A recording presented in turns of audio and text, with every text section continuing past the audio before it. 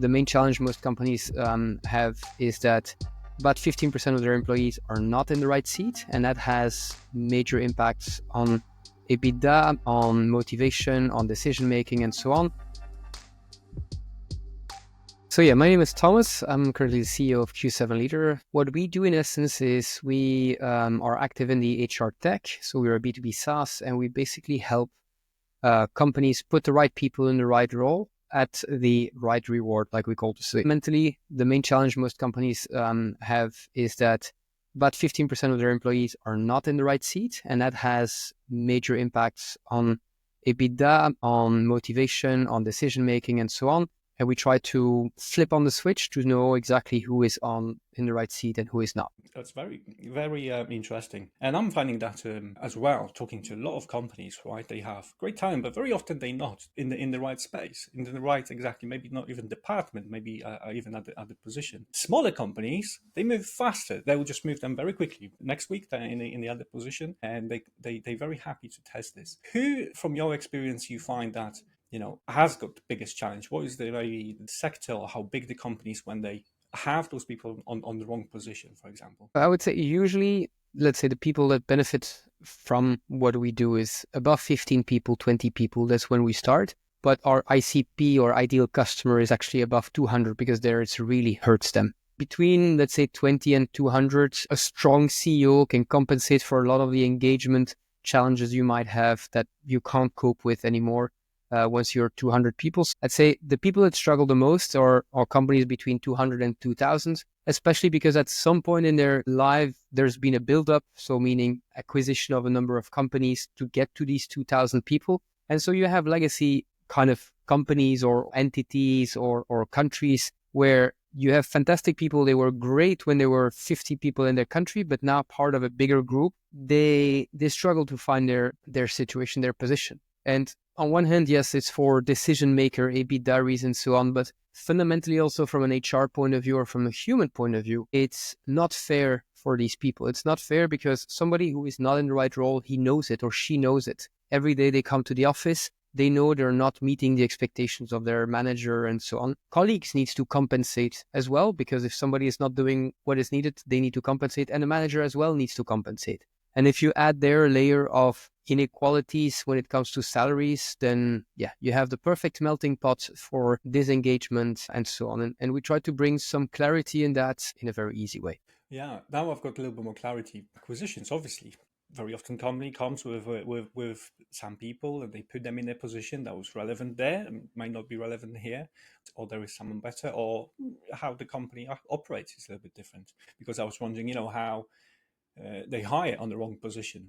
Was that the problem right from the beginning, or is because company changed over the last few years and that person is still at this position? So it's very interesting. Now, I'd like to find out a little bit more how the SaaS, the software that you guys have, how does that solve it? Could you allow us to visualize how you help find, those mistakes and some will find those things that can be improved? Yeah, so simply said, most companies we work with have a form of what is called an HRIS, right? It's your CRM, but instead of your customers, you have it about your employees. Unfortunately, most of the HRIS are very good at the hard HR facts like salaries and all of these things. But what we do is we basically compensate for some of the soft HR. And what we do is pretty simple. We have 7 questions, closed-ended questions that managers answer about their own team member. It takes them about 5 to 7 minutes per team member. So in an hour, they've done, we usually say, okay, we recommend take a good tea or a good glass of wine. You do that in front of your fireplace, especially in the winter. You fill in these 7 things. And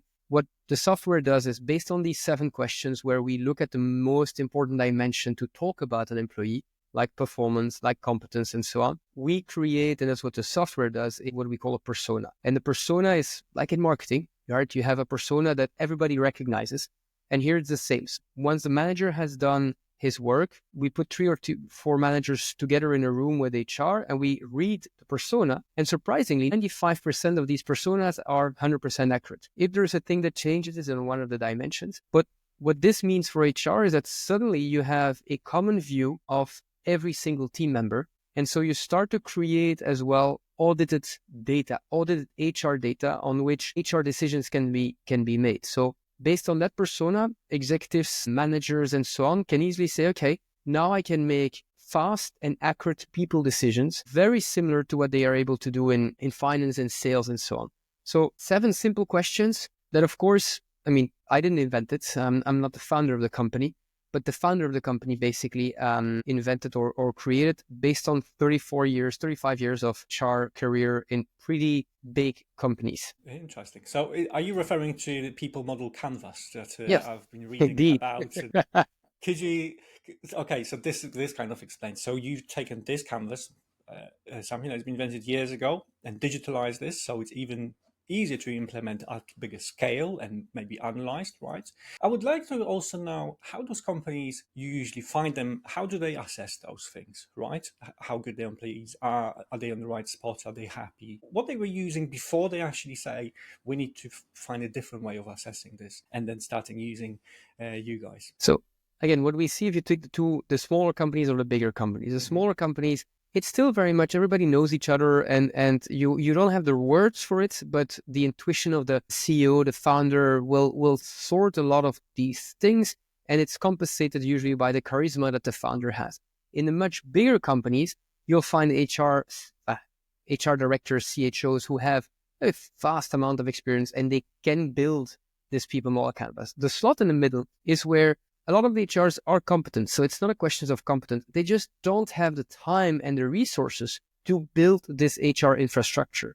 And that's why the founder, Reggie, was, I mean, he has been in many bigger companies. And at some point he says, look, I have a chance to become the CPO of a chief people officer of a big corpo in the US, or let me try to make a framework out of this and teach this at university and try to do something more of it. And that's what we're building on. So basically, he, at some point, his epiphany moment was that he was in a course about the business model canvas that most of your audience will most likely know. He says, well, you know what you can do for every single company in the world, putting a small shop in Timbuktu or a big corpo in the US into 11 boxes, I can do this with HR because HR is exactly like that. Now, what we see is a lot of HR still try to reinvent the wheel. Instead of saying, look, you know what? It's like in finance. You can choose GAAP or IFRS, pick one, whatever it is, and then take it and implement it and then do the analysis, because HR should be facilitators in a lot of these discussions with managers. So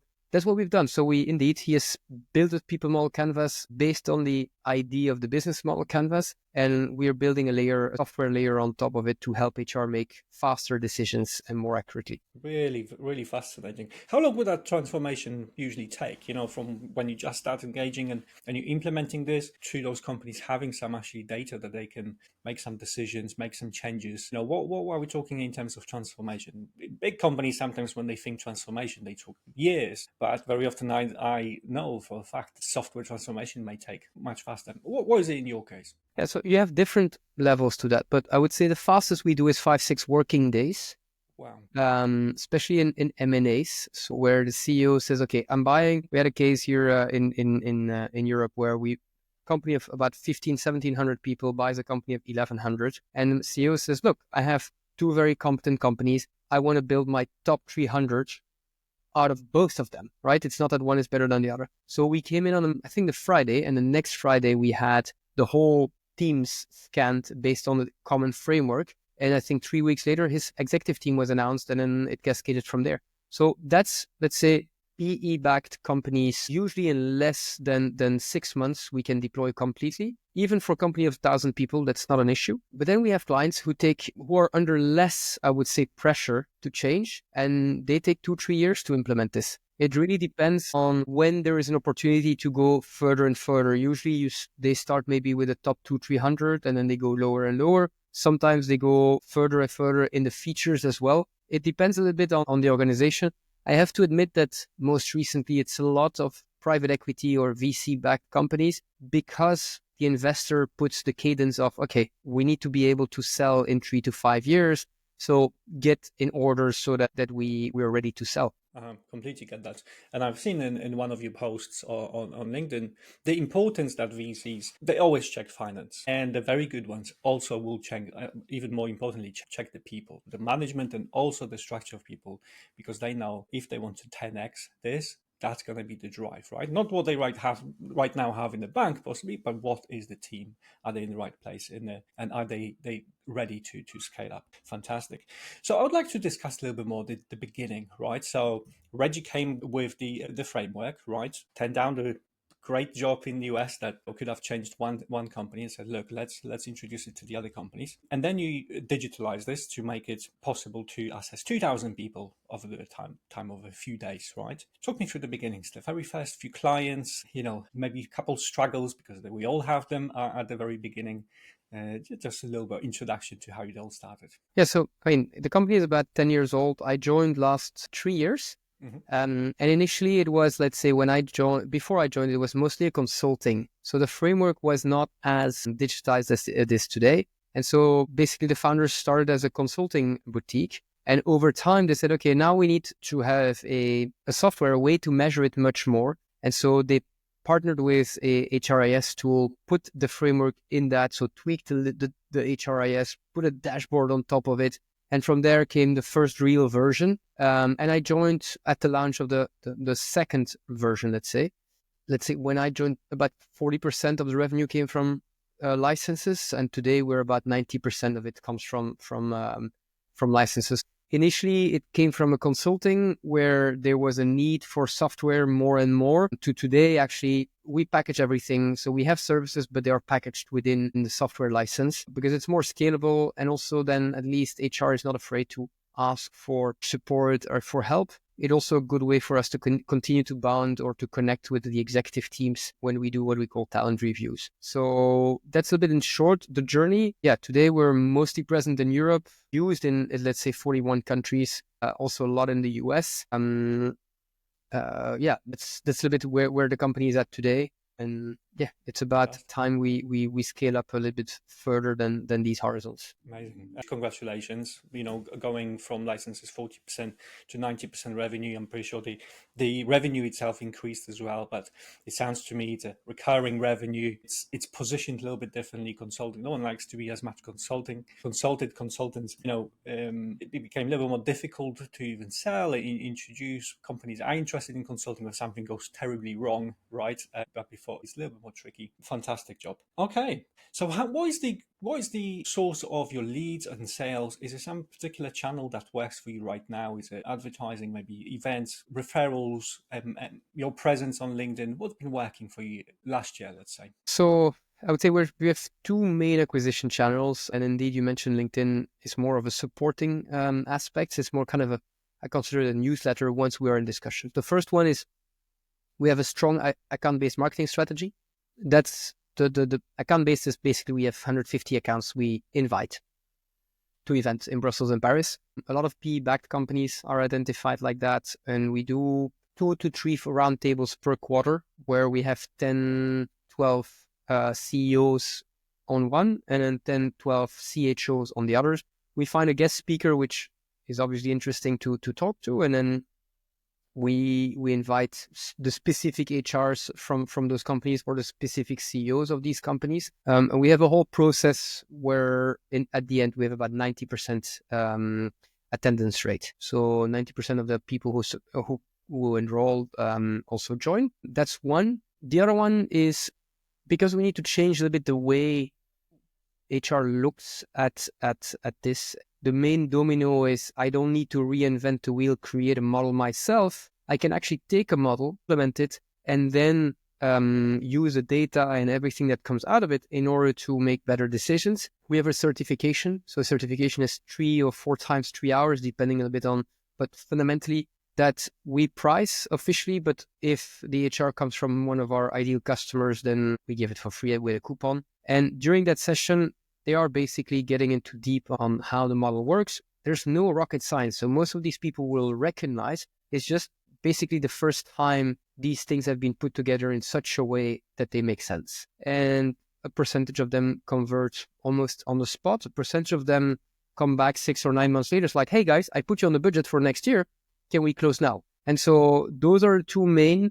And yes, we are pretty active on LinkedIn because once we connect with the CEOs, they connect with us and then they see the content we produce. They start to build the trust and then they refer us and so on. So it's a good way. We try to post 2 to 4 times a week and have some interesting partnerships here and there, because we don't need everyone. We just need a very specific scope. With another, I don't know, 50 clients this year, I'll double my revenue. So I don't need massive amounts of clients. Yeah, and you're doing a fantastic job on LinkedIn. Honestly, you go there, and if I go now on your LinkedIn, you're consistent. You've got very engaging content, so I can see that it's definitely working for you, right? For Yep. that second social proof, if someone's actually wants to find out more, it is all there for them. They don't have to go on their website and just dig somewhere in sub pages. They just consume those short, to the point clips or little short form text. Fantastic. Now, you've mentioned that you're ready to change something in 2025, go a little bit more aggressively. Are there any plans of changing your strategy, going after the market, those CEOs of particular companies? What's going to be different this year? Yeah, so we want to double down on what works. So basically there we want to have the same level of consistency. So that's kind of oiling the machine, making it, iterating on it. In parallel to that, we're going to try experiment with 4 new acquisition channels and see which one works and double down on that. We're in a lucky position, and knock on wood, that let's say 70-80% of our pipeline for 25 is already there. So normally already, I'm doing a very strong Q1. So normally by the end of the year, we should be where we want to be with our growth and EBITDA.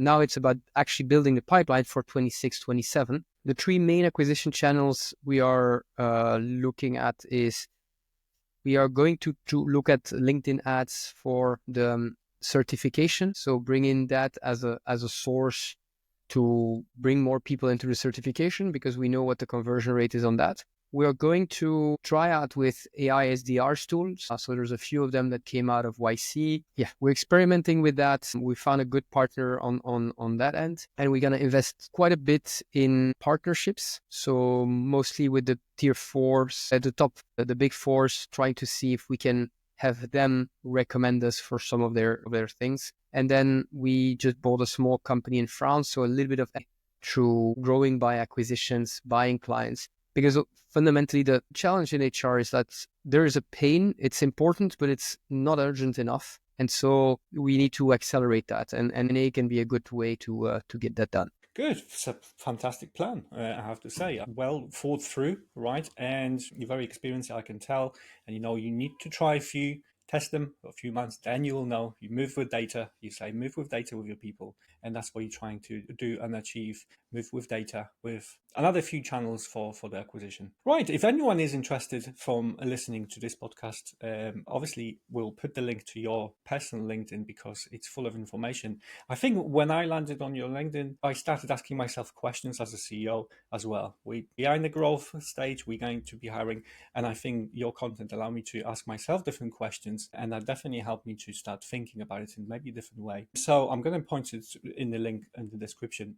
Is there anywhere else that you would like listeners to go and find out more about what you guys do? Yeah, there's 2 things. I think first is the website of Q7, which is more of the product, let's say, but also for everybody who is in HR or founder, you can easily go on the People Model Canvas website. If you want a coupon, just reach out to LinkedIn. Basically, the foundation of the People Model Canvas, it's an open source model, right? Everybody can use it. We just patent it in such a way that nobody can make a software out of it. But fundamentally, if people want, you can do everything in Excel. And I would say up to 40, 50 people that can work really well. So if you're scaling up a company, you're 10, 15, go there. There's a whole community. We have, I think, 400 HR people there and founders of smaller scale-ups and startups, completely free. You can give it a try. I have to see in 3 hours or 6 hours, you'll learn more than I have scaling a company to 160 people about HR and how to look at it. Very kind. Thank you very much. Thomas, thank you very much for joining me for this conversation and sharing. Really appreciate it. Thanks a lot. My pleasure. Thank you very much for having me, Pete.